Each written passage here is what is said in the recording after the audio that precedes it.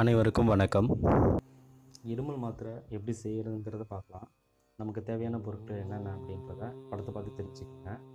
So இதிலேருந்து நம்ம 12 பொருட்களை வந்துட்டு முதலியே சூரணமாக ரெடி பண்ணிடணும். அதாவது 1லேருந்து 12 வரைக்கும் இருக்கக்கூடிய எல்லா பொருட்களையும் தனித்தனியாக சூரணமாக செஞ்சுக்கணும்.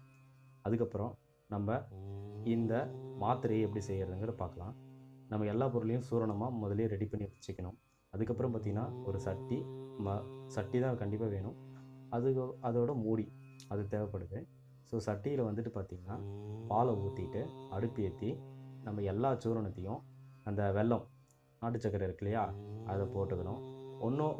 ஒன்றா தான் சேர்க்கணும், மொத்தமாக சேர்க்கக்கூடாது. ஒன்றா சேர்த்துக்கிட்டு அதுக்கப்புறம் சட்டியோட மூடி வச்சு மூடிடணும். மூடிட்டு அதை நல்லா எரிய விட்டு பிட்டு பதம் வர வரைக்கும் எரிய வைக்கணும். ஓகேங்களா?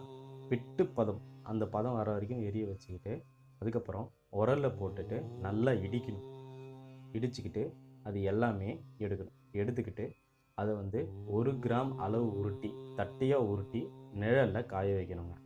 ஸோ இப்படி தான் நம்ம அந்த மாத்திரையை ரெடி பண்ணணும். அதுக்கப்புறம் இதை நிழலில் காய வைக்கணும். நிழலில் காய வச்சதுக்கப்புறம் நம்ம அதை மாத்திரையை ரெடி பண்ணி நம்ம சாப்பிட்லாம். எவ்வளோ அளவு சாப்பிடணும் அப்படின்னா 1லேருந்து 2 மாத்திரை, ஒரு நாளைக்கு 2 வேளை இப்படி தான் சாப்பிடணும். இது எல்லா வகையான தொண்டை சம்பந்தமான அனைத்து நோய்களையும் இது தீர்க்கும். சரி, இந்த மாத்திரையை எப்படி யூஸ் பண்ணுறது? இந்த மாத்திரையை வாயில் வச்சு உமிழ்ந்து கொண்டே இருக்க வேண்டும். அதாவது எச்சு துப்பணும், அதான் விஷயம். இந்த மாத்திரையை வாயில் வச்சு உமிழ்ந்துக்கிட்டே இருக்கும். அப்போ தான் இந்த தொண்டை சம்பந்தமான நோய்கள் தீரும். தொண்டை சம்பந்தமான கப நோய், தொண்டை கரகரப்பு, இருமல், இடைவிடாத இருமல் போன்ற அத்தனை வகையான இருமல் நோயையும் இது தீர்க்குங்க.